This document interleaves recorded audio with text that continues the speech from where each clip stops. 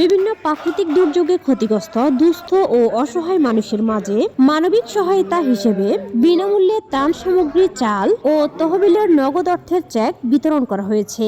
অনুষ্ঠানের প্রধান অতিথি হিসেবে উপস্থিত ছিলেন কুমিল্লা ৯ লাকসাম মনোহরগঞ্জ আসনের সংসদ সদস্য আবুল কালাম। তিনি বলেন, সরকারের পক্ষ থেকে দুর্যোগে ক্ষতিগ্রস্ত মানুষের সহায়তায় বিভিন্ন ধরনের কার্যক্রম অব্যাহত রয়েছে। তিনি উপকারভোগীদের উদ্দেশ্যে এসব সহায়তা সঠিক ব্যবহারের আহ্বান জানান।